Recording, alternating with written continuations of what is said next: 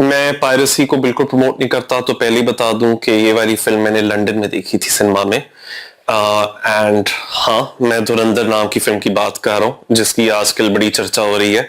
हर कोई इसके बारे में बात कर रहा है। पीपल्स पार्टी ने इधर धुरंधर के मेकर्स को सू करने की बात कही है। पाकिस्तान के अंदर काफी मेरे फेलो सिटीजन्स हैं जो कि कहते हैं कि जी ये साजिश है हम लोगों को बदनाम करने के लिए, भारत ऑब्सेस्ड है पाकिस्तान के साथ। और दूसरी तरफ इंडिया के अंदर धुरंधर फिल्म को क्रिटिसाइज करना एक नई किस्म की एक नया फॉर्म ऑफ ब्लास्फेमी बन गया। तो जौन से भी क्रिटिक्स ने नेगेटिव रिव्यू दिए इस फिल्म को, भारत में उनको ट्रोल किया जा रहा है, गंदी गंदी गालियां दी जा रही हैं। But what is it about धुरंधर कि इतना रौला मचा हुआ है, हर कोई इसके बारे में कोई ना कोई ओपिनियन रखता है।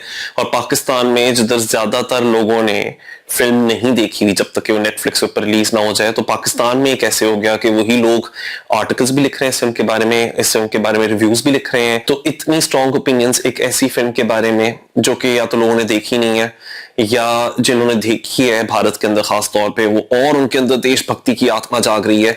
और फिर गल्फ कंट्रीज में इस फिल्म के ऊपर मैंने सुना है कि बैन भी लग गया क्योंकि इसके अंदर बड़ा एंटी पाकिस्तान कंटेंट है। और भारत के अंदर जो कुछ लेफ्ट लीनिंग लोग हैं वो शिकायत कर रहे हैं कि इस फिल्म के अंदर बहुत एंटी मुस्लिम इस्लामोफोबिक कंटेंट मौजूद है। अब मैं एज अ पाकिस्तानी, मुझे क्या लगा था ये फिल्म देखकर जब मैंने सिनेमा में देखी। फिल्म शुरू होती है 1990 के अंदर जो कंदाहार प्लेन हाईजैकिंग का इंसिडेंट हुआ था, जिसमें कि कुछ टेररिस्ट थे और उन्होंने कहा था कि मसूद अजहर को, उमर सईद शेख को, एक और तीसरा ऐसा कोई एक आदमी था, उनको छुड़वाओगे तो फिर हम हॉस्टेजेस को रिलीज करेंगे। तो फिल्म वहीं से शुरू होती है कि एक कोई रॉ का ऑफिसर होता है जिसका नाम है सान्याल, और उसको ये जो अभिनेता है आर माधवन, बहुत दिग्गज कलाकारों में से एक माने जाते हैं भारत के अंदर, उन्होंने ये किरदार अदा किया है, उन्होंने इसकी भूमि निभाई है। और वो उनका जो कैरेक्टर है it is modelled on Ajit Doval, जो इस वक्त मेरा मानना है नेशनल सिक्योरिटी एडवाइजर है भारत के मोदी गवर्नमेंट के दौरानिये में। Ajit Doval, hard liner, very anti Pakistan, very radical in his approach towards foreign policy, particularly his policy towards Pakistan. तो उनके ऊपर आधारित है ये वाला किरदार जो आर माधवन निभा रहे हैं फिल्म में। उन्होंने थोड़ा नाम इधर उधर बदल दिया और काफी कैरेक्टर्स के नाम बदले हैं, उस पर मैं अभी आऊंगा। तो वो निगोशिएट करने जाते हैं जहाज के अंदर उन टेररिस्ट के साथ, उन हाईजैकर्स के साथ, और वो हाईजैकर्स उसके ऊपर हंसते हैं, उसका तमस्खुर उड़ाते हैं कि हम लोग तो तुम्हारे घर में आकर घुस के मार जाते हैं, तुम लोगों को भारत कुछ नहीं कर पाता।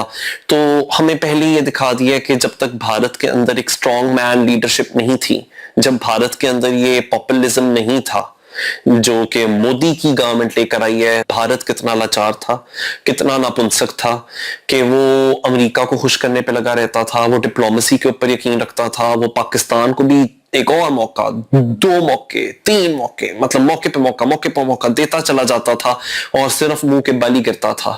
तो हमें पहले ही एक ये मूड सेट कर दिया गया है कि उस सब में एक बेचारा बंदा है, ये सान्याल या अजीत दोवल, इसको नजर आ रहा है कि भारत क्यों अपने मुंह के बल गिर रहा है, वो सिर्फ इसलिए because Bharat is being too nice, Bharat is being too nice to Pakistan. और पाकिस्तान उस मौके का फायदा उठाता है और भारत बार बार ये कहता है कि अच्छा अगर हमें एक गाल के ऊपर आपने तमाचा मारा है तो अब हम दूसरा भी गाल आके करेंगे। तो ऑलरेडी जो ऑडियंस है उनके दिल में एक बिटरनेस भरने के लिए वो जो मंच है वो सेट कर दिया है कि हम पहले से ही बुरा फील करना शुरू कर दें कि देखो this is what you get for being nice. और उसी वजह से ये जो कैरेक्टर है, ये माधवन वाला, अजीत दोवल कह लो, इसको सान्याल कह लो, जो कहना चाहते हो, ये पहले ही इस बात को सेट आउट कर देता है कि हम लोगों ने यूएन में भी जाकर भीख मांगकर देख ली, हमने यूएस में भी जाकर भीख मांगकर देख ली। मेरे आइडियाज लोगों को रेडिकल लगते हैं, लेकिन यही एक उपाय है, यही हमारे हर समस्या का उपाय है। और वो उपाय ये है कि पाकिस्तान के साथ we will not play by rules, बल्कि हम इंटरनेशनल कम्युनिटी के ऊपर ही we will not play by rules, we will have to be rule breakers. क्यों? क्योंकि हमने भारत की सुरक्षा करनी है। तो पहले ही हमें दिखाया है कि वो हाईजैकर पीछे बंदूक रखता है जब ये रॉक ऑफिसर वो उन बेचारे हॉस्टेजेस को कहता है भारत माता की, और वो बेचारे डरे होते हैं हॉस्टेजेस क्योंकि उनको नजर आ रहा होता है कि वो जो टेररिस्ट है, वो जो हाईजैकर है पाकिस्तान ओरिजिन, उसने बंदूक पकड़ी हुई है इस अजीत दोवल के कनपट्टी के ऊपर और वो मजाक उड़ा रहे हो, तमस्खुर उड़ा रहे हैं। सो वो जो ह्यूमिलिएशन, अगर भारत नहीं खड़ा होता, अपने लिए स्टैंड नहीं लेता, अगर अपने स्टैंड लेने के लिए, अपनी सुरक्षा के लिए वो रूल्स नहीं तोड़ता, तो कैसे दुश्मन मुल्क हम पे हंसेगा, हमारा तमस्खुर उड़ाएगा, ये वाली एक जो करवाहट है, ये वाला जो एक गुस्सा है, तो इस फिल्म की बिल्कुल ही स्टार्टिंग मोमेंट्स में ऑडियंस के अंदर भरने का एक स्टेज सेट कर दिया जाता है। एंड स्पेशली अगर आप भारतीय व्यूअर हो, और स्पेशली अगर आप मासेस में से एक हो, जो कि भारत के अंदर मासेस हैं, व्यूअर्स हैं, अगर आप उनमें से एक हो, तो फिर आपके अंदर गुस्सा तो पैदा होगा, एक एक दिल तो करेगा कि अभी के अभी हमें बदला चाहिए, अभी के अभी हमें इंतकाम चाहिए। सो दिस इज एग्जैक्टली जो कि मूवी आपके अंदर, ये वो भावनाएं हैं जो फिल्म आपके अंदर जगाना चाहती है, खास तौर पे एक भारतीय दर्शक के दिल में जगाना चाहती है। वो ये है कि या तो be apologetic, be nice, be diplomatic और मार खाते रहो, या फिर धजियां उड़ा दो, रायता फैला दो, रातों की नींदें हराम कर दो। और हाँ, रातों की नींदें हराम करने के ऊपर भी ये जो अजीत दोवल वाला कैरेक्टर है माधवन का, ये कैमरे की तरफ देखता है और थ्रेटन करता है, और ऐसा लग रहा होता है कि हम पाकिस्तानियों को वो सीधा आंख में आंख मिलाकर थ्रेटन कर रहे हैं कि अगर हमारी तरफ नजर भी उठाकर देखो या हमारे बारे में सोचोगे भी, तो तुम लोग कि दिल में खौफ बैठेगा, या रातों की तुम्हारी नींदें हराम कर देंगे हम तुम्हें, जब जब भारत का ख्याल आएगा। तो इस तरह की कुछ चेतावनी भी देता है स्क्रीन को देखकर। And I think that is very good cinematography, क्योंकि एक्चुअली वो हमें लग रहा होता है कि हमें देख रहा है, कि फोर्थ वॉल ब्रेक करके वो स्क्रीन की तरफ देख रहा है, हमें लग रहा है कि हमसे बात कर रहा है, बट एक्चुअली वो एक कैरेक्टर उसके सामने बैठा होता है, उससे बात कर रहा होता है। So that is very interesting choice of cinematography, that is very interesting camera work done there. फिर आगे ये फिल्म हमें ये भी दिखाती है कि 2001 के अंदर जो भारतीय लोकसभा के ऊपर एक आतंकवादी हमला हुआ था, उसके अंदर पुलिसमैन या कुछ पुलिस ऑफिसर्स या सिक्योरिटी ऑफिसर्स मारे जाते हैं, और उनमें से एक महिला भी होती है जो कि बेचारी अपना सिर्फ काम कर रही होती है। और ये जो रॉ ऑफिसर हैं, जब देखते हैं कि एक महिला ने अपनी जान दे दी अपनी भारत माता के लिए, अपने देश के लिए, उसको और बुरा महसूस हो रहा होता है, वो और कन्विंस्ड हो रहा होता है कि पाकिस्तान के साथ सीधे हाथ से हम डील नहीं कर सकते, रूल्स तोड़ने पड़ेंगे, हमें इंटरनेशनल लॉ के आगे नहीं झुकना होगा, हम लोगों को जो एक कर्टसी होती है, जो डिप्लोमेटिक रिलेशंस के नॉर्म्स होते हैं कस्टमरी इंटरनेशनल में, हमें उसका पालन नहीं करना। हम लोगों ने सीधा वो जो एक मोदी सरकार कहती है घर में घुस कर मारने वाली बात, तो वो उसकी और ये भावनाएं जागती हैं इस रॉ ऑफिसर की। तो हमें पहले ही बैकग्राउंड बता दिया गया है कि हमने तो जब भी अमन की आशा की बात की, हमने जब भी कहीं पाकिस्तान के प्राइम मिनिस्टर या प्रेसिडेंट या उनके जो सिविलियन लीडरशिप है उनसे कोई वचन लिया, तो वचन हमेशा टूटा ही, क्योंकि इस फिल्म का बयानिया तो ये है कि जी पाकिस्तान के अंदर सिविलियन गवर्नमेंट्स कुछ फैसला नहीं करती, उनके साथ तो बात करना वैसे ही पॉइंटलेस है, बिकॉज वो फैसले तो पीछे से होते हैं। तो इस फिल्म में बार बार ये भी दिखाया जा रहा है कि पाकिस्तान के अंदर कोई बड़े साहब है, वो हुक्म देते हैं तो फिर चीजें होती हैं। अब वो बताया नहीं है इस फिल्म में, एम्बिगुअस छोड़ दिया है कि बड़े साहब हैं कौन, but every character talk about ये तो बड़े साहब बताएंगे, तो बड़े साहब बताएंगे, बड़े साहब बताएंगे। तो समहाउ इस फिल्म के अंदर में कुछ ऐसा कहा गया है कि कोई भी अगर पाकिस्तान के अंदर प्रधानमंत्री है, मुख्यमंत्री है, कुछ भी है, useless to deal with them, because you know at best उन बेचारों के पास कोई पावर ही नहीं है, एट वर्स्ट वो सारे कंप्लिसिट हैं हम लोगों को पीठ में छुरा घोंपने में।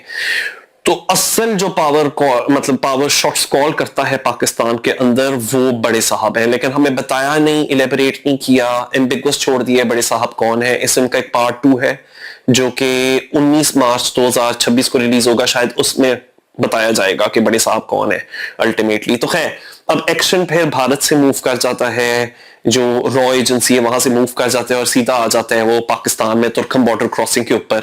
और हम देखते हैं जी फिल्म का जो हीरो है जो धुरंधर है। अब धुरंधर का मतलब भी क्या है, I am not really sure, मैं अपनी तरफ से समझ रहा हूं उसका मतलब होगा इन्फिल्ट्रेटर, क्योंकि ये जो रॉ का ऑफिसर है कहते हैं अब हमें धुरंधर वाला ऑपरेशन लॉन्च करना पड़ेगा, विच इज कि ये एक बहरूपिये को भेजते हैं पाकिस्तान में एक नकली नाम के अंडर। वो नकली नाम होता है हमजा मजारी, जो कि अपने आप को प्रेजेंट कर रहा होता है कि वो एथनिकली बलोच आदमी है और वो भारत के लिए जासूसी का काम करेगा पाकिस्तान में पहुंचकर, स्पेसिफिकली लियारी में, सिंध में जाकर वो वहां से नजर रखेगा जो लियारी के अंदर जितने भी ये गैंग्स मौजूद हैं, जो कि पावर विल्डर्स हैं, जो कि बंदूक की जोर पे अपनी बात मनवाते हैं और सियासतदानों के साथ उनका बड़ा एक मजबूत संगठन होता है, वो उनके अंदर इन्फिल्ट्रेट करेगा भारतीय जासूस हमजा मजारी के नाम से, और ये वहां से मुखबिरी करके आगे से भारत को इंफॉर्मेशन सेंड करेगा, इनसाइडर इंफॉर्मेशन सेंड करेगा, ताकि पाकिस्तान की तरफ से जो भी वार अगर भारत के ऊपर आने वाला है तो वो उसको पहले ही प्रीएम्प्ट कर दे। So that is the plan. और ये जो धुरंधर है, ये जो हमारा मेन कैरेक्टर है Hamza Mazari, it's played by Ranveer Singh. तो रणवीर सिंह ने कोई वो हाफ स्लीव्स वाले कुर्ते पहने हुए हैं और लंबे से बाल रखे हुए हैं, और ये उनकी लुक है फिल्म के लिए। वो उधर एक जूस शॉप में काम करना शुरू करते हैं और फिर एक स्कीम बनाते हैं कि जो Rehman Dakait, Rehman Baloch, character played by Akshaye Khanna, उसका जो गैंग है जो कि लोगों को डरा कर रखता है, जो कि बंदूक की जोर पे अपनी बात मनवाता है, जो कि बड़ा ही बेरहम किस्म का आदमी है, व्हिच मींस के फिल्म के अंदर there is a lot of scope for lots of violence and gore. वो उसके ग्रुप में कैसे घुसे, कैसे उसके भरोसे को, उसके यकीन को विन ओवर करे। तो he comes up with the plan कि अच्छा ठीक है यार, इसके बेटे के ऊपर, रहमान डकैत के बेटे के ऊपर हमला होने लगा है, मैं वो हमले में बेटे की जान बचा लूंगा। वो तो नहीं बचा पाता, एक छोटे बेटे की जान बचा लेता है, और इस तरह से वो रहमान बलोच के ग्रुप में एंटर कर जाता है। इसी लियारी के अंदर एक और राइवल गैंग है, वो एथनिकली पश्तून होते हैं, उनका नाम कुछ रहमान डकैत भी होता था। तो उसके जो ओपोनेंट्स हैं, एक और बाबू डकैत, और उसके साथ वो एक और, इनमें राइवलरी होती है, राइवल फैक्शंस होती हैं लियारी गैंग्स में। तो क्योंकि पश्तून ग्रुप है वो बाबू डकैत वाला, वो तो ये ज्वाइन नहीं कर सकता हमजा मजारी, इसने कोई बलोच ग्रुप से ही अपने आप को मुंसलिक करना है, तो ये ज्वाइन कर लेता है रहमान डकैत को। आहिस्ता आहिस्ता आहिस्ता आहिस्ता आहिस्ता ही becomes the eyes and years of not only Rahman डकैत, बल्कि रहमान डकैत का कजन भी है उजैर बलोच, वो उसके साथ भी ज्वाइन इन कर लेता है। फिर बीच में और कैरेक्टर्स आते हैं, जैसे कि हमारे पास एक वो इंस्पेक्टर आता है, एसपी असलम, और जो कि संजय दत्त प्ले कर रहा है, और वो असलम को दिखाया है, वो जो इंस्पेक्टर असलम है, कि ये एक बहुत ही घिनौना किस्म का आदमी है। अगर जिन और शैतान के बीच में एक मिलाप हुआ था तो उसमें से जन्म लिया इस वाले पुलिस इंस्पेक्टर ने, असलम ने, वगैरह वगैरह वगैरह। एंड फिर कैरेक्टर्स आते रहते हैं, स्टोरी चलती रहती है। बट रियल लाइफ कैरेक्टर्स हम लोगों को इस मूवी के अंदर पाकिस्तानी पॉलिटिकल सर्कल्स में और कौन से मिलते हैं, because Rehman Dakait was a real life person, Uzair Baloch is a real life person, any more characters. तो इसमें फिल्म में उन्होंने दिखाया है कि ये जो लियारी गैंग है, खास तौर पे जो रहमान डकैत वाला फैक्शन है, ये बहुत ही करीब है एक सियासी पार्टी के, जिसका के नाम फिल्म में बताया गया है पाकिस्तान अवाम पार्टी। अब अवाम को अगर मैं अंग्रेजी में ट्रांसलेट करना चाहूं तो क्या बन जाएगा? Public, peoples, peoples. So Pakistan Awam party, Pakistan peoples party, not very subtle. So एक एमएनए होता है पाकिस्तान अवाम पार्टी का, उसका नाम जमील जमाली होता है। वो चाल चलन में मुझे शुरू में तो बिल्कुल अल्ताफ हुसैन लग रहा था, लेकिन फिर मैंने देखा कि उस पीस 13 तो पीछे शहीद मोहतरमा बेनजीर भुट्टो की तस्वीर लगी हुई थी, तो मुझे पता चल गया नहीं, लेकिन ये तो अल्ताफ हुसैन हो नहीं सकता। इसको उन्होंने दिखाया है जमील जमाली को कि ये कोई पीपल्स पार्टी का एमएनए है। बाद में मुझे पता चला कि वो नबील कबूल की डिपिक्शन थी। सो जो पीपल्स पार्टी के एमएनए नबील कबूल, हाँ वही वाले नबील कबूल, हाँ, जिनकी मैंने बड़ी तनकीद की थी पिछले साल, जिनकी वीडियो सरफेस की थी, जिसके अंदर वो नबील कबूल कह रहे थे कि अगर किसी का रेप हो रहा हो, अगर किसी का बलात्कार हो रहा हो, तो आप बस सिट पैक करो, एंजॉय करो। तो खैर नबील कबूल की अपनी भी क्या मेंटेलिटी, ऐसे तो मैं बड़ी अच्छी तरीके से वाकिफ हूँ he is a rape apologist, और मुझे इस बात पे मतलब कोई मैं झिझक नहीं हो रही। अगर एक बंदा कह रहा है कि अगर आपके साथ बलात्कार हो रहा हो तो उसको एंजॉय करो, असल लाइफ में नबील कबूल इस तरह की बातें करते हैं। तो स्क्रीन के ऊपर उनको कोई बड़ा अच्छा इंसान नहीं बनाकर डिपिक्ट किया गया। I don't blame the film makers for that entirely. So या Jameel Jamali which is Nabeel Qabool is portrayed as an extremely obnoxious, unscrupulous, immoral person, जो कि सत्ते के लिए, राजनीति के लिए, सिंहासन के लिए, अपने तख्त के लिए कुछ भी कर सकता है, किसी हद तक भी गिर सकता है। ये उन्होंने कुछ कैरेक्टर पेश करके दिखाया है। तो वो रहमान डकैत को ऐसे बच्चा बनाकर साइड पे रखता है, उसको पैट्रनाइज करता रहता है, एंड ही नोज कि ये जो गैंग्स हैं ये हमारे लिए वोट सिक्योर करके लाएंगे। तो उसकी ये अंडरस्टैंडिंग और अरेंजमेंट होती है, जिसका कि मतलब कि ये फिल्म दरअसल पीपल्स पार्टी के लिए बहुत ही बुरी पब्लिसिटी है। पीपल्स पार्टी के लिए आप लोग समझ लो the most damning indictment on a mass scale that you can think of. Why? Because Pakistan के अंदर बैठकर पीपल्स पार्टी तो कह सकते हैं ये भारतीय फिल्म है, ये तो हमें बुरा दिखाएंगे क्योंकि हम तो मुहिब वतन हैं, हम तो असल पाकिस्तानी हैं, हमने तो अपनी जाने दी है इस मुल्क के लिए, तो नो वंडर के भारत हम लोग को नेगेटिवली पोर्ट्रे करेगा।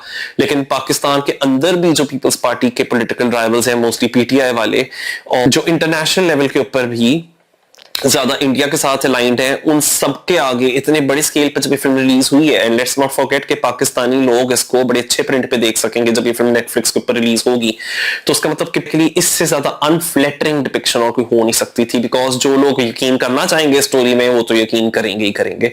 सो पीपल्स पार्टी का नाम थोड़ा बदल दिया इन्होंने, वो पीपल्स अवाम पार्टी कर दी है, सॉरी पाकिस्तान अवाम पार्टी कर दी है। दूसरी तरफ जरदारी साहब का भी एक किरदार फिल्म में दिखाया गया है, उसका भी नाम थोड़ा बदल दिया है। तो आसिफ अली जरदारी साहब फिल्म के अंदर आकिब अली जरवारी हैं, और मुझे समझ नहीं आई कि ये क्रिएटिव डिसीजन एग्जैक्टली थी क्या पीछे।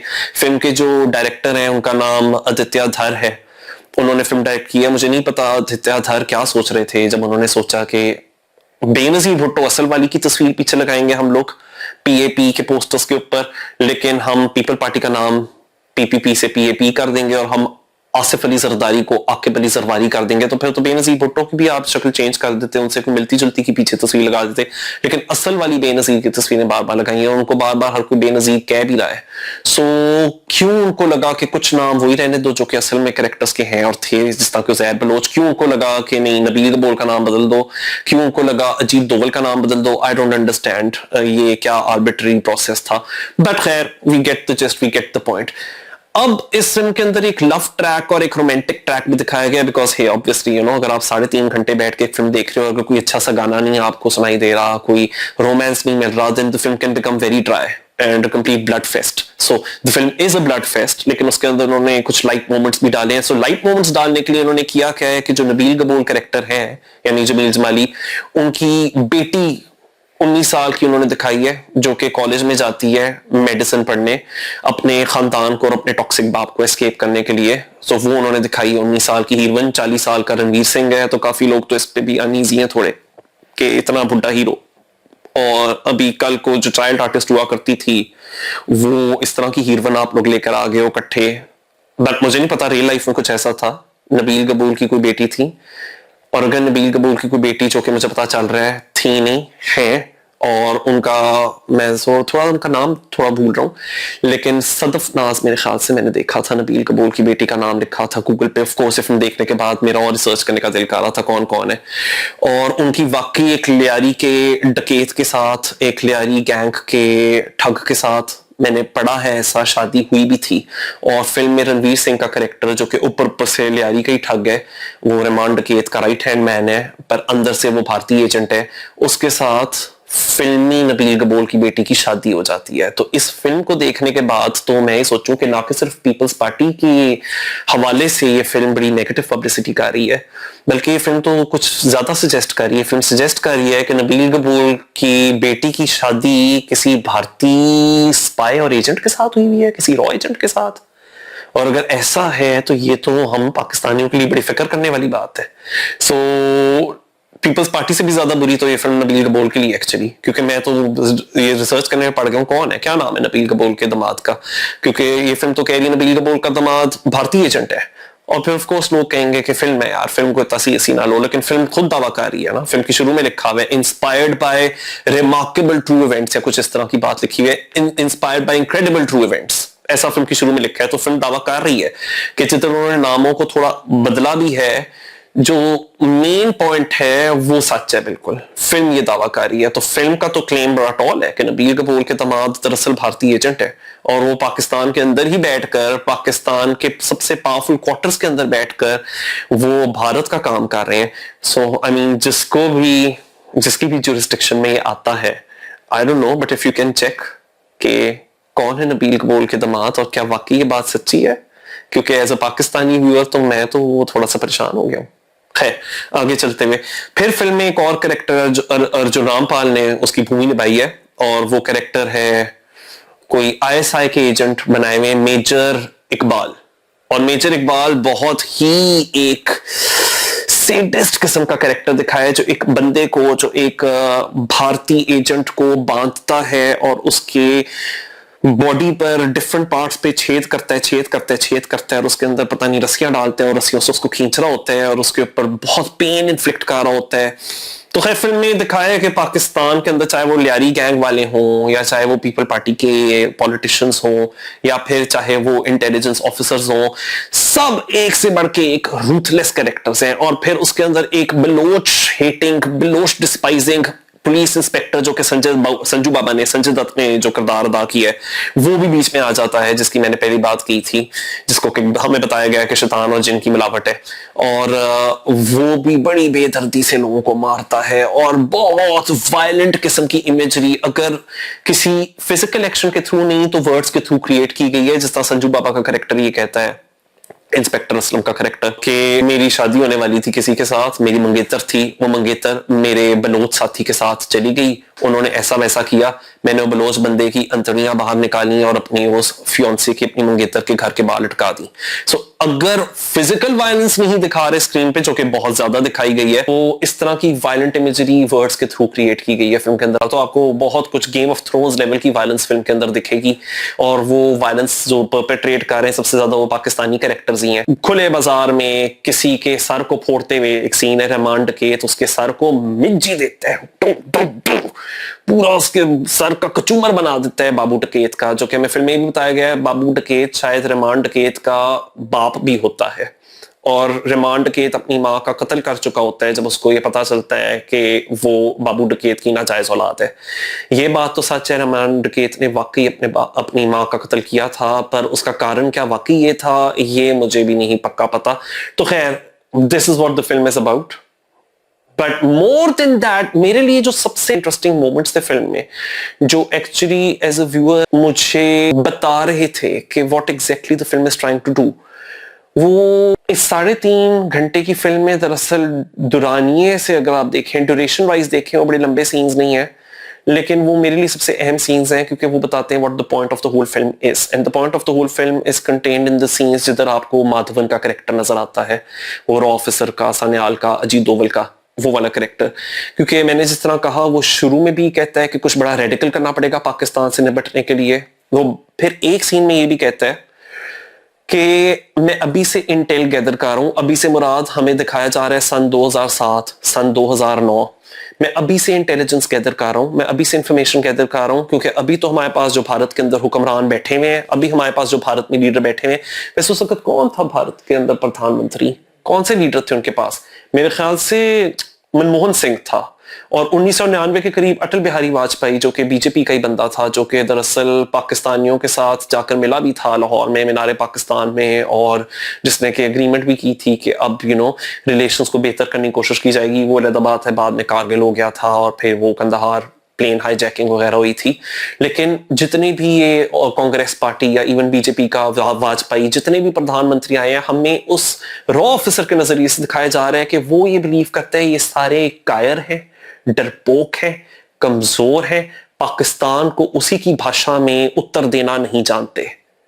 तो वो एक सीन में ये कह रहा होता है इन अ वेरी प्रोफेटिक मैनर कि एक दिन ऐसा होगा कि कोई सही लीडर आएगा, और वो सही लीडर को मैं ये सारी इंटेल उसके साथ शेयर करूंगा, उस सही लीडर के साथ मैं इंटेल शेयर करूंगा, उस सही असल सच्चे लीडर के साथ मैं जितनी भी अभी इंफॉर्मेशन गैदर कर रहा हूं अपने स्पाइस के थ्रू, जो मैंने पाकिस्तान में भेजे हुए और अपनी खुद की स्पाइंग के थ्रू, तो उस वक्त मैं ये सारी जो जितनी भी मैंने इंफॉर्मेशन इंटेलिजेंस गैदर की है, ये मैं उस अच्छे, ईमानदार, सच्चे एक भारत देशभक्त लीडर के साथ शेयर करूंगा, जो कि घर में घुस के मार ना जानता हो। तो ये वो बहुत पहले कह देते हैं। मुझे नहीं पता आप लोगों को पता चल रहा है, नहीं पता चल रहा हो किसके बारे में बात कर रहे हैं, लेकिन आई थिंक कि you must be living under rock if you don't understand the subtext. और सबटेक्स्ट ये है कि एक दिन एक नरेंद्र मोदी आएगा और वो इंडरपोक लीडरान की तरह मुफाहमत में, अपीजमेंट में बिलीव नहीं करेगा। वो अपना 56 इंच की छाती को खोल के सामने लाएगा और घर में घुस के मारेगा।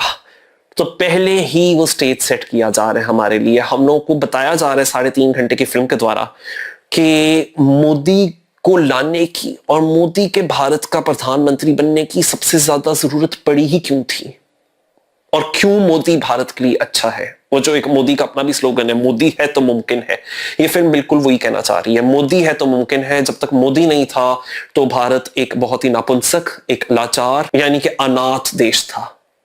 जिसके सर पे कोई बाप दादा नहीं था, ना अमेरिका ना कोई कुछ। सो वो एक सीन होता है जिधर माधवन के कैरेक्टर को कोई कहता है कि पाकिस्तान को बैंकक्रप्ट करना अभी आसान नहीं है क्योंकि अमेरिका पाकिस्तान का एलाय है। हमें दिखाया जा रहा है 2000s वाले साल जब वो बुश की वॉर ऑन टेरर चल रही थी और पाकिस्तान ऑफिशियली अमेरिका का एलाय था। तो अभी तो नहीं हम पाकिस्तान की इकोनॉमी को बर्बाद कर सकते, अभी तो पाकिस्तान को बैंकक्रप्ट नहीं कर सकते, बट आहिस्ता आहिस्ता आहिस्ता अभी से होमवर्क करना शुरू कर दो। सो ये कुछ ऐसे मोमेंट्स है फिल्म में जो कि बहुत क्लियरली हाईलाइट कर देते हैं मेरे लिए कि फिल्म का वाइडर एजेंडा क्या है, और इसलिए मैं इस फिल्म को खुद मानता हूं कि ये प्रोपेगेंडा फिल्म है। अब क्या अगर एक फिल्म प्रोपेगेंडा फिल्म है तो क्या वो दिलचस्प नहीं हो सकती? ऐसी बात नहीं है। अगर वो प्रोपेगेंडा फिल्म है तो उसका मतलब कि वो गुड फिल्म मेकिंग नहीं है, ऐसा भी जरूरी नहीं है। So it could be a good film, it could be a technically very sound film, it could be an entertaining engaging film and still be propaganda film. तो लोग तो इस तरह से समझते हैं कि अगर मैंने कह दिया कि प्रोपेगेंडा फिल्म है तो मैं ये कह रहा हूं बड़ी बुरी फिल्म है, वो टॉर्चर, मैं तो बड़ा बोर हुआ था। नहीं, किसी को टॉर्चर लगेगी, किसी को बोरिंग लगेगी, किसी को, जिस तरह मैं तो खैर सिनेमा में देख रहा था, नाचोस भी बड़े मजे के थे और म्यूजिक तो बहुत ही अच्छा है। आजकल इसका एक वो बलोच सॉन्ग, हालांकि बलोच सॉन्ग अरेबिक में है, वो भी बड़ा वायरल हुआ है आजकल, हर कोई वो शेयर कर रहा है। वो शेर बलोच वाला जो अक्षय खन्ना का म्यूजिक पीस है, उस वक्त इतना वायरल नहीं हुआ था जब सिनेमा में चल रहा था, मुझे वहीं समझ आ गई थी ये म्यूजिक पीस हिट होएगा। और वो म्यूजिक पीस इतने मजे का था कि I found myself thoroughly entertained, not just that music piece, actually जो पुराने गानों के आइकॉनिक सॉन्ग्स के रिमिक्सेस भी किए हुए हैं, the music is a lot of fun. So for my part I did enjoy the film. So मैं ये नहीं कह रहा कि बहुत बुरी फिल्म थी वो, मैं ये कह रहा हूँ प्रोपेगेंडा फिल्म है, इस सबके बावजूद बिल्कुल है। और मुझे काफी सारे ट्रोल्स हैं भारत से, वो ये लिख रहे हैं क्यों प्रोपेगेंडा क्यों बोला इसको, जब सच दिखाते हैं तो तुम पाकिस्तानी लोग प्रोपेगेंडा बोल देते हो। क्या 26/11 वाले टेरर अटैक्स नहीं हुए थे? क्या अजमल कसाब नहीं पकड़ा गया था? और अजमल कसाब का भी सीन फिल्म के अंदर दिखाया हुआ है कि रणवीर सिंह का जो कैरेक्टर होता है फिल्म के अंदर, एक बड़ा इंपॉर्टेंट सब प्लॉट ये भी है कि पाकिस्तान के जितने भी ऑफिशियल्स हैं, टॉप ऑफिशियल्स हैं, वो ये Baloch section of the Lyari gang को मिलते हैं और कहते हैं कि यार आप असलाह दो हम लोगों को, हम आपको ढेर सारा पैसा देंगे, पर हमें ये नहीं बताएंगे हम वो असलाह किधर इस्तेमाल करने लगे हैं, और उस असलहे के ऊपर से पाकिस्तान के अंदर ये चीज मैन्युफैक्चर हुई है, उसका नाम निशान भी हटा दो। और उस असलहे से फिर दिखाया गया है कि मुंबई के ताज होटल्स का जो 26/11/2008 का अटैक था वो करवाया जाता है। तो एक सीन में अजमल कसाब को भी वो जो मेजर इकबाल का कैरेक्टर है वो ये कह रहा होता है कि अजमल ये देख ये बंदूक पकड़, और वो बड़ा खुश होता है बंदूक पकड़ते हुए। उसको जो बंदूक पकड़ाता है वो ये भारतीय स्पाई यानी रणवीर सिंह का कैरेक्टर, ये जो नकली हमजा मजारी होता है, वो अपने हाथ से उसको ये पकड़ाता है। और एक सीन में जब 26/11 हो चुका होता है तो रणवीर सिंह का कैरेक्टर ये भी कह रहा होता है मैंने तो अपने हाथ से अजमल कसाब को वो वाली बंदूक पकड़ाई थी जिस बंदूक से उसने वहां जाकर मुंबई में लोगों को मारा। तो क्या इस फिल्म के जो भारतीय मेकर्स हैं वो ये बात मान रहे हैं कि भारत के अपने एजेंट्स भी मुलव्वस थे 26/11 में, 2008 के अटैक में? Is that a confession then? And that is an own goal, don't you think so?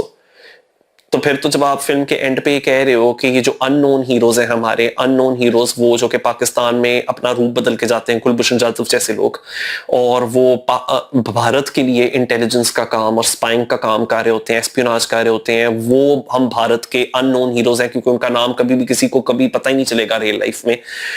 तो आप लोग फिर ये मान रहे हो, एंड कंसिडरिंग कि इस फिल्म का जो डायरेक्टर है उसको मोदी सरकार पसंद भी काफी करती है, मोदी का काफी करीबी भी है, तो अगर मोदी का करीबी एक फिल्म के द्वारा ये बात तस्लीम कर रहे हैं, मान रहे हैं कि उनका अपना कोई भारतीय एजेंट था जो पाकिस्तान में गया था, उसने अजमल कसाब को अपने हाथ से बंदूक पकड़ाई थी, तो फिर आप लोग उसी मुंह से कैसे कह सकते हो कि इस प्रकार का आदमी आप लोगों के लिए हीरो है?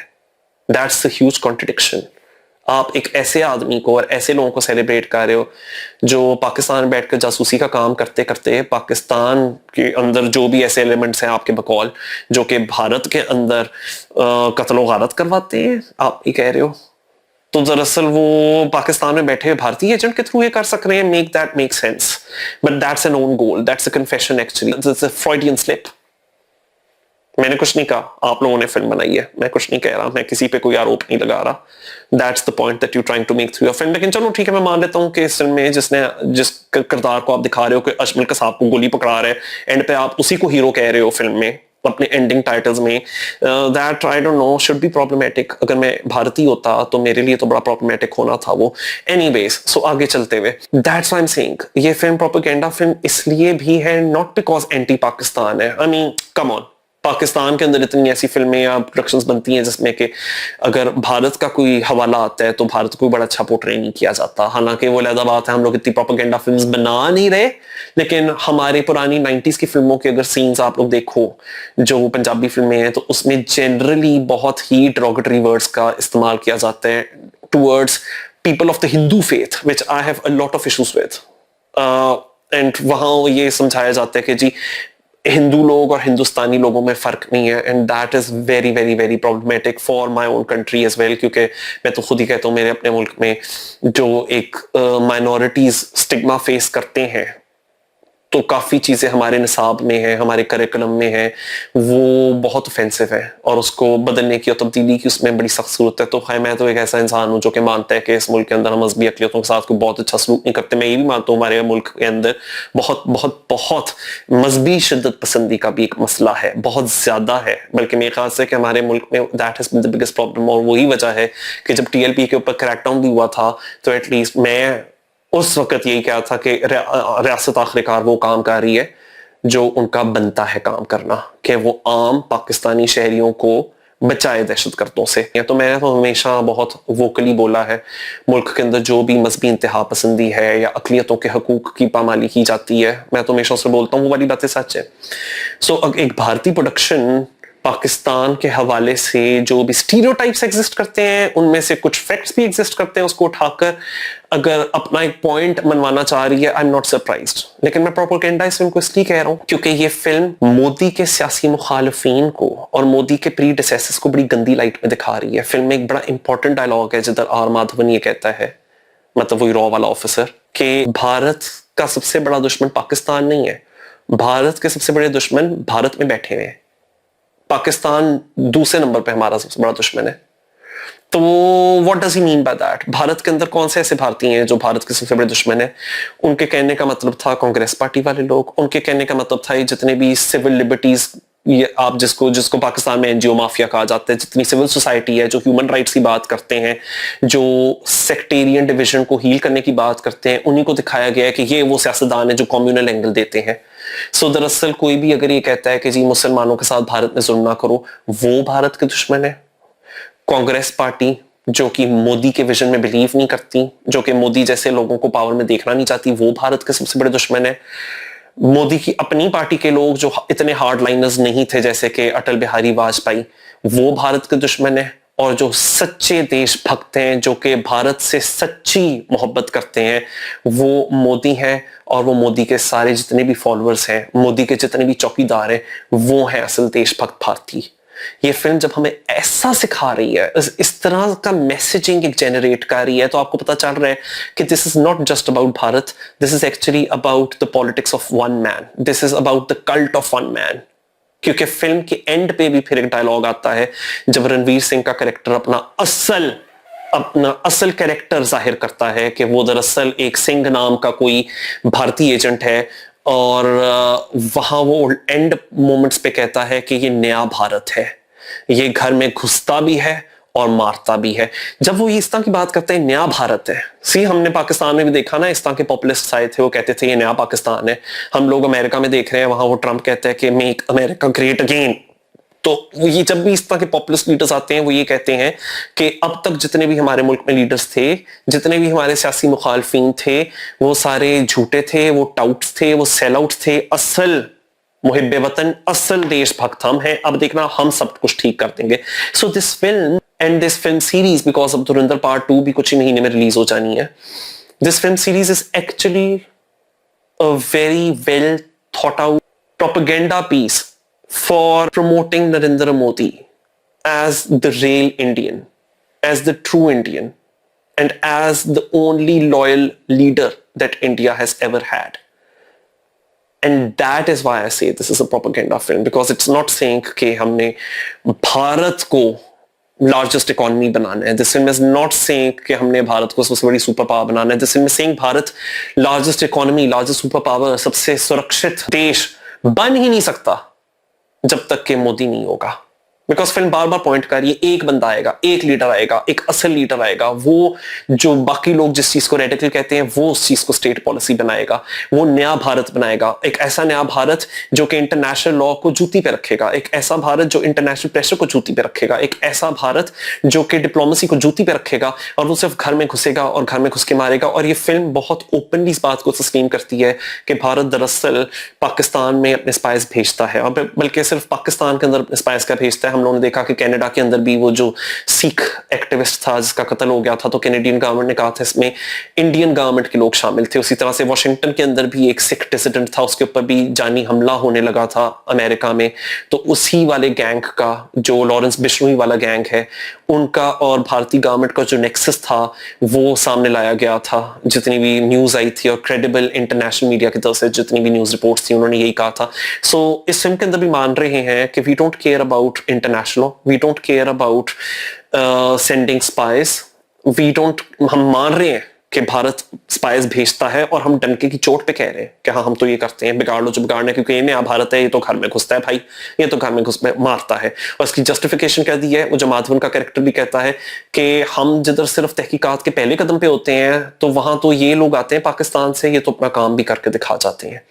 बट देन अगेन इस फिल्म ने एक बात सेटिस्फाई नहीं की, एक पॉइंट है वो जताया नहीं। मतलब इन्होंने दिखाया है कि पाकिस्तानी स्टेट के समर्थन से ही ये सारे जितने भी लश्कर या ये जितने भी इस तरह के गैंग्स हैं, वो प्लेन हाईजैकर्स हैं। फिल्म में बल्कि डेविड हेडली का भी कैरेक्टर दिखाया है, जो कि 26/11 के अंदर एक वो there was this white man from western country David Headley के नाम से, वो भी उसमें मुलव्विस था, उसको दिखाया गया। वो पाकिस्तान में बैठकर पाकिस्तानी ऑफिशियल्स के साथ ही ट्रेनिंग ले रहा होता है। तो ये सारे कैरेक्टर्स जितने भी हैं, अजमीर कसाब वगैरह, फिल्म में हमें ये तो दिखाया कि इनको आशीर्वाद है, इन लोगों का समर्थन किया है पाकिस्तान के ऑफिशियल लेवल के ऊपर। लेकिन स्टिल पाकिस्तान का जो बयानिया ऑफ स्क्रीन जो रियल लाइफ में रहा है वो यही है कि ये जितने भी इस तरह के एलिमेंट्स हैं, हमने तो लश्कर ग्रुप्स को, जैश ग्रुप्स को बैन किया हुआ है पाकिस्तान में, हमने तो उनको सपोर्ट नहीं किया, और ये हमारी सपोर्ट से नहीं इन्होंने किया था जो कुछ किया था।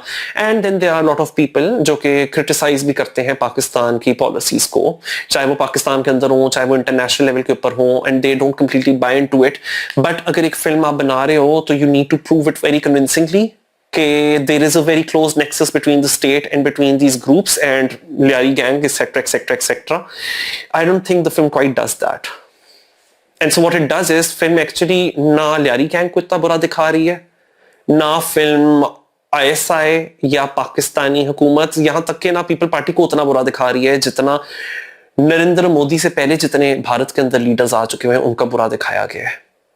इतना बुरा नहीं इस फिल्म के अंदर दिखाया गया उनको जितना बुरा कांग्रेस पार्टी के लोगों को और भारत के अंदर बैठे हुए जो भी ह्यूमन राइट्स एक्टिविस्ट्स हैं और सिविल सोसाइटी है, जितना बुरा उनको दिखाया गया है। क्योंकि फिल्म खुद चीख चीख के कह रही है कि नंबर 1 पे तो वो सारे भारत के दुश्मन है। So then this is actually a movie made with an agenda to secure more and more and more electoral gains for BJP led government, ताकि नरेंद्र मोदी की जो रिजीम है वो डेमोक्रेसी के नाम पे पॉपुलर वोट के सहारे से बार बार इख्तिदार में आ सके, one cycle after another electoral cycle जीते और इस तरह से एक लॉन्ग टर्म प्लान बनाए भारत के लिए, एक ऐसा भारत जो घर में घुसता भी है, एक ऐसा भारत जो कि मारता भी है। और मैं अभी ये देख रहा हूं कि हाल ही में ऑस्ट्रेलिया के अंदर बोंडाई बीच के अंदर एक अटैक हुआ है, उसमें कोई नवीद अकरम नाम का एक बंदा और उसका बाप, वो दोनों इम्प्लिकेट हुए हैं कि इन्होंने वो टेररिस्ट अटैक किया जूइश पॉपुलेशन के अगेंस्ट, वो भी उनकी हनूका सेलिब्रेशंस के दौरान।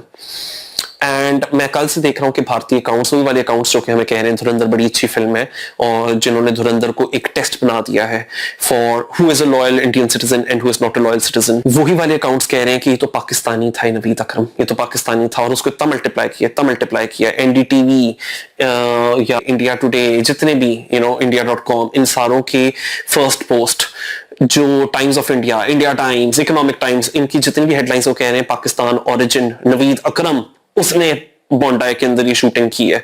और फिर एक नवीद अकरम है पाकिस्तान लाहौर के, जिनकी तस्वीरें भारतीय अकाउंट से शेयर की जा रही, वीडियो बनाते हैं कि यार मैं तो अभी, मुझे ना किसी ने कैद किया है, मेरा इस पूरी चीज से लेना देना नहीं है, वो तो दूसरा नवीद अकरम था जो पकड़ा गया है। पाकिस्तान के लोग कह रहे हैं नहीं, वो जो नवीद अकरम पकड़ा गया है वो तो अफगान है, वो अफगान ओरिजिन है।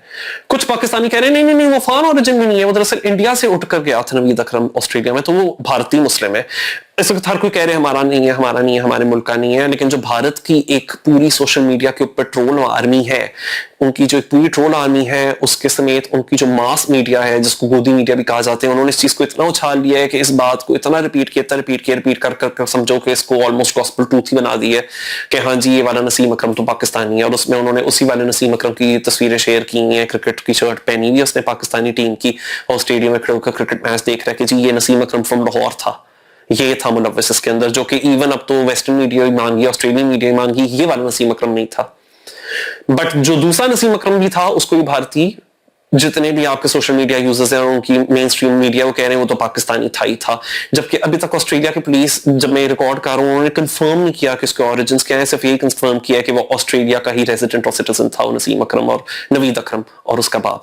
सो इससे ये बात जाहिर होती है कि this is how propaganda spreads and this is the long term strategy. जब आप इस तरह के प्रोपेगेंडा को विप अप करते हो लोगों में फ्रेंजी और आउटरीच मचा देने के लिए, and that's exactly what the film Dhurandhar does.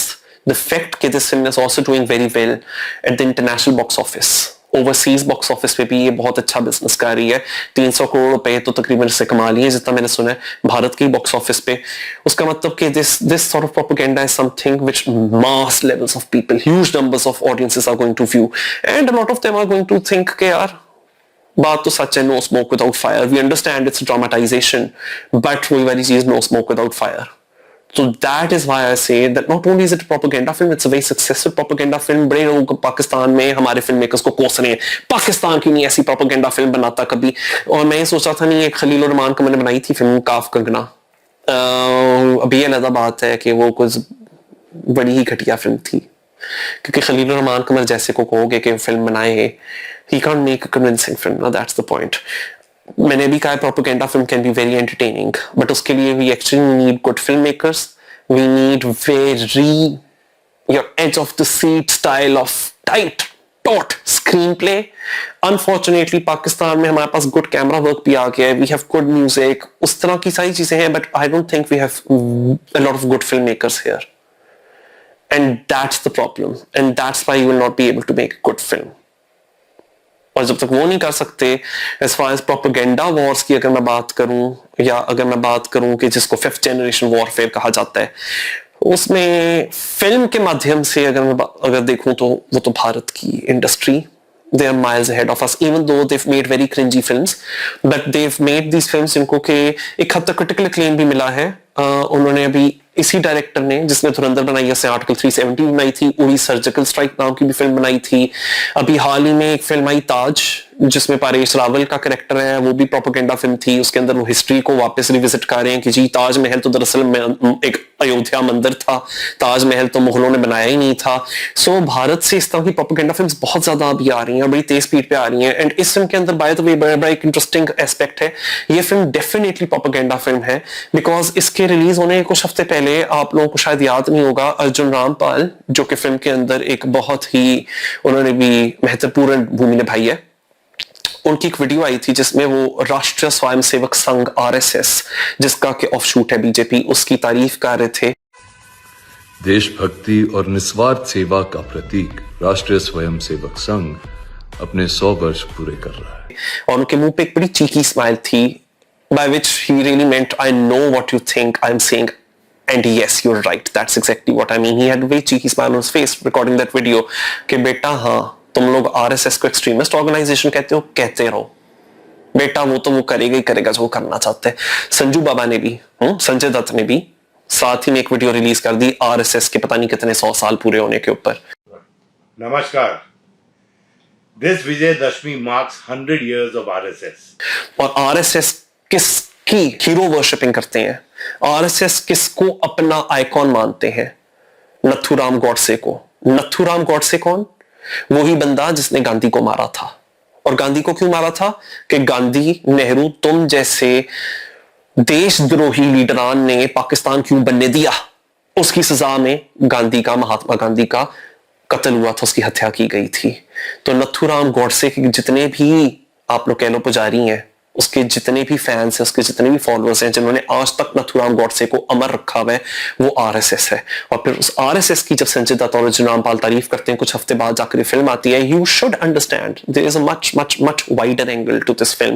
मैंने अभी बताया इसका डायरेक्टर आदित्य धर, उसने उरी सर्जिकल स्ट्राइक, उसने अभी वो फिल्म बनाई थी आर्टिकल 370, जिसके अंदर के कश्मीर की जो एक एनेक्सेशन हुई थी 2019 में आर्टिकल 370 रिवोक करके मोदी सरकार के द्वारा, उसको ग्लोरीफाई किया था। और ये भी मत भूलो कि इस आदित्य धर डायरेक्टर की बीवी का नाम है यमी गौतम धर, और यमी गौतम भी बहुत नेशनलिस्टिक फिल्मों के अंदर काम करती हैं। She is a very competent actress, और वो तो कह सकती हैं कि यार ये तो उनका प्रोफेशन है, उनको कोई अच्छा रोल आएगा वो तो ये करेंगी। एंड उन्होंने कहा भी है she is very proud to be nationalist because that is exactly what sells, कि जी I am a very proud Indian patriot, I am a very proud Indian nationalist.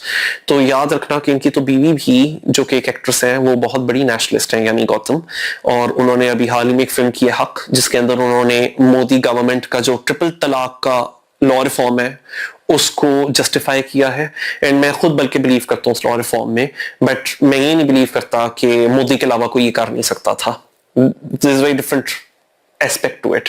फिर यमी गौतम ने एक और फिल्म के अंदर एक्ट किया था आर्टिकल 370, उन्होंने उड़ी वाली फिल्म के अंदर भी एक्ट किया था। तो ये जितनी भी इस तरह की नेशनलिस्ट फिल्में हैं, और वो भारत में बहुत ज्यादा आ रही हैं, आई थिंक कि ये दौर ही इस तरह का है जिस तरह नाजी जर्मनी में प्रोपेगेंडा फिल्म्स बनती थी ग्लोरीफाई करने के लिए नाजी के उस वाइडर एक्सपेंशनिस्ट एजेंडा को, और नाजी के जितने भी एक वो जेनोसाइडल कैंपेन थी उसको लेकर जितनी उनके सिनेमा ने मदद की थी जर्मनी के अंदर। आई थिंक मॉडर्न डे में film is seen as a very important tool through which you indoctrinate mass levels of audience, and that Dhurandhar does very well. Let's also not forget Dhurandhar के starting titles में एक नाम था and it really caught my attention.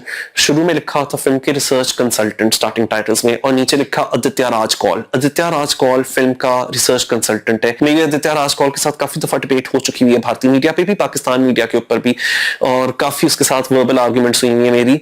And he is an unabashed Pakistan hater.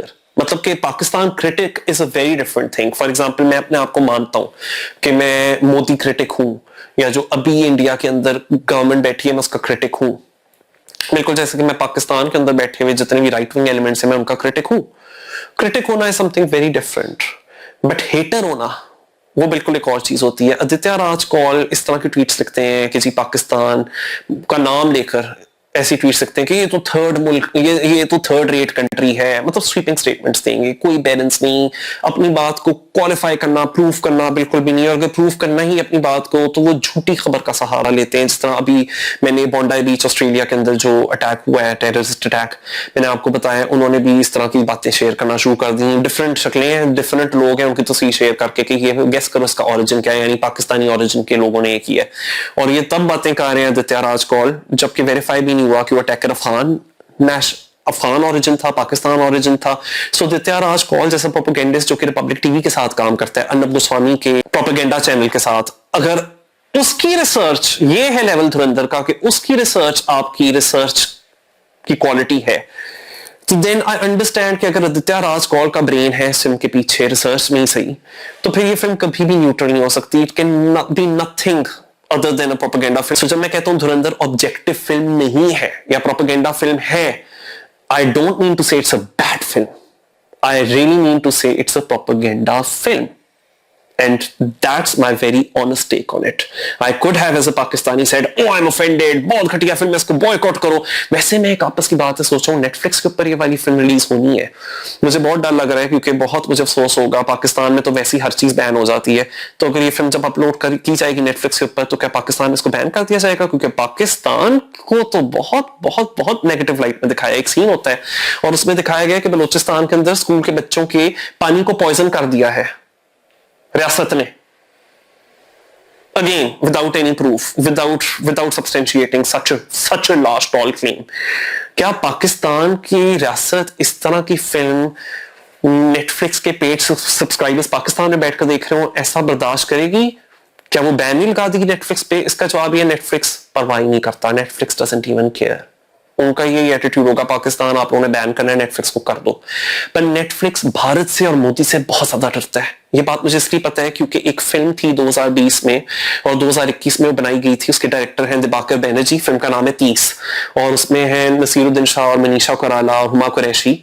और उस film में दिखाया गया है 2047 दिल्ली के अंदर मुसलमानों के साथ डिस्क्रिमिनेट किया जा रहा है भारत में, उनको एक कन्फाइनमेंट में रखा जा रहा है, something like that. It's a futuristic film. Netflix ने फिल्म बनाई और नेटफ्लिक्स ने ये फिल्म रिलीज करने के अगेंस्ट डिसाइड किया। सो डिसाइडेड कि इस फिल्म को शेल्फ कर देंगे, वो रिलीज ही नहीं करेंगे। फिल्म बनी हुई है, फेस्टिवल्स पे दिखाई जा रही है। जिन्होंने ये फिल्म देखी है दे से कि 30 इसका नाम है, they say it's a very good, very well acted film, perhaps the best film made by the director ever. पर नेटफ्लिक्स जो कि फिल्म का प्रोड्यूसर है वो इतना डरा हुआ है मोदी से, वो इतना डरा हुआ है क्योंकि जब वो तांडव नाम का सीरीज एक रिलीज हुआ था सैफ अली खान का प्राइम वीडियो पे, तो भारत में प्राइम वीडियो के ऑफिस के ऊपर अटैक होने शुरू हो गए थे, सैफ अली खान को डेथ थ्रेट्स आनी शुरू हो गई थी। उसके बाद से नेटफ्लिक्स इतना डर गया, उन्होंने इस फिल्म को तो कह दिया कि नहीं सॉरी, ये इसको बैक बर्नर में डाल दो, ये हम कभी रिलीज करेंगे ही नहीं, इसको बस फेस्टिवल्स पे दिखा सकते हो। तो Netflix does not want to lose the Indian market, but if Netflix loses Pakistan market, they don't really care. And guess what? अगर पाकिस्तान में Netflix बैन हो जाता है, मेरे जैसे लोग सबसे ज्यादा सफर करेंगे, बिकॉज यार पहली एंटरटेनमेंट मेरे जैसों के लिए इतनी कम है इधर बैठकर, क्यों और एंटरटेनमेंट, बस एक प्रोपेगेंडा फिल्म बनाई है, बनता है, कुछ लोग ऑफेंड होंगे, जरूर होंगे, बट एक कान में डालो दूसरे से निकालो, it's just noise, it's just words alternately.